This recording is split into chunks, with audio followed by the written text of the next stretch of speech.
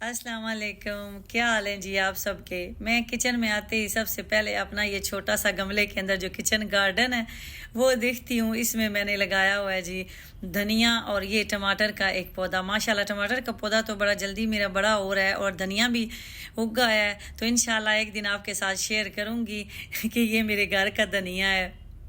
और आज मैंने कहा ये नया कुकवेयर भी यूज़ कर लेती हूँ। ऑलरेडी अपने यूट्यूब चैनल पे आपके साथ शेयर भी किया था। काफ़ी दिन हो गए हैं तो मैंने कहा इसकी ज़रा अब इसको इस्तेमाल करके भी देखती हूँ कि कैसा ये निकलता है।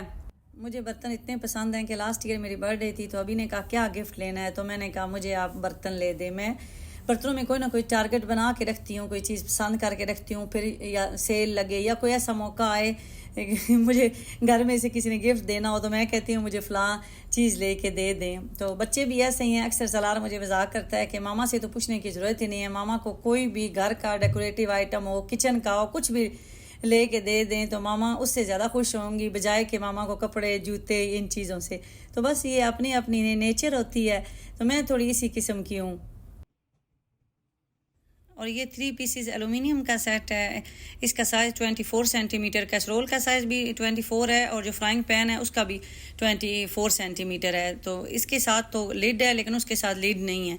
तो मैंने कहा ज़रा इसको वॉश कर लूँ कि क्योंकि पैकिंग में काफ़ी टाइम से रहते हैं, तो इसलिए कोई भी चीज़ जब नई आप लें तो लाजमी उसको वॉश करके तो यूज़ करते हैं।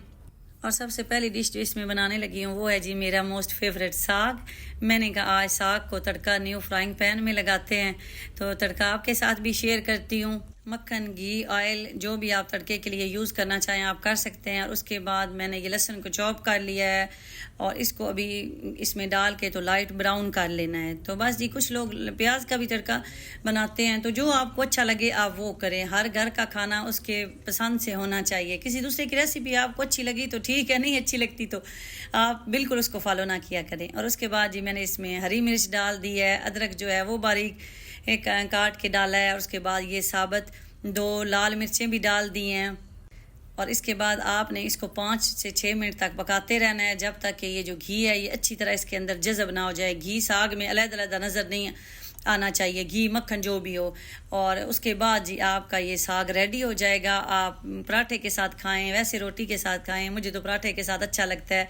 और हमारा साग बहुत मज़े का बना था। सिस्टर पूछ रही थी कि आपने जो 5-6 पैकेट बनाए हैं ये कितने अरसे के लिए इनको स्टोर कर सकते हैं। तो मैं तो एक साल के लिए भी करती हूँ और कोई केमिकल नहीं लगाती, कुछ भी नहीं करती, ऐसे ही रख देती हूँ। ना टेस्ट में चेंज आता है, ना कलर में, ना जायके, मतलब कुछ भी नहीं, सेम का सेम ही रहता है।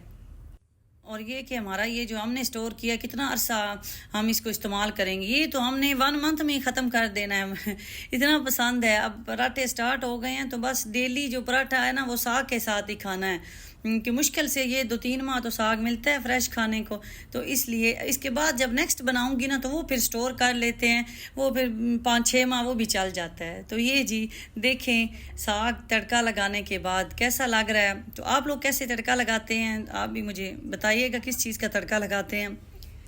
बच्चे आ गए हैं स्कूल से और ये मीठा जो है ये अभी पराठा खाने लगा है। मैं आपके साथ पहले भी शेयर कर चुकी हूँ कि मेरे बच्चे स्कूल से आके पराठा लाजमी खाते हैं। मैं कभी कभार कह भी देती हूँ कि आज पराठा ना खाएं, कोई और चीज़ खाएं, लेकिन फिर बस जी नानों को कंप्लेन हो जाती है और अम्मी कहती हैं आप शुक्र नहीं करती कि बच्चे रोटी खा लेते हैं।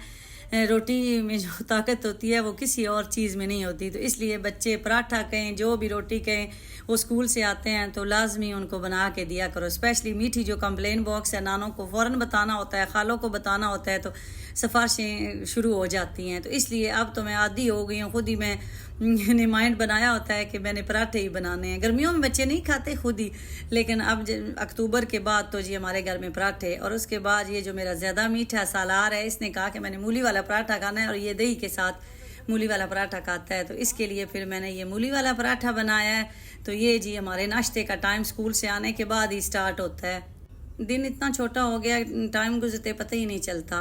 तो बस उसके बाद जी कारी सर आए, उदैबिया और रमदान कारी सर से पढ़ रहे थे, तो मैंने कहा सालार को ड्रॉप कर रहा हूँ, ट्यूशन जाना होता है इसने, तो इसको ट्यूशन छोड़ने आई हूँ और वापसी आई हूँ तो कारी सर जा चुके थे। तो ये जो मीठा है ये बाहर बैठा हुआ था और मौसम एंजॉय कर रहा था और मैंने कहा कि मैं बल्कनी क्लीन करती हूँ, लेकिन उससे पहले ये कपड़े वाश करके रखे थे तो मैं इनको ज़रा समेट लूँ और जो बादल है ना, वो सही आंख मचोली खेल रहा है, कभी बादल आ जाते हैं कभी चले जाते हैं, बहरहाल मौसम जो है ना वो अच्छा बना हुआ है।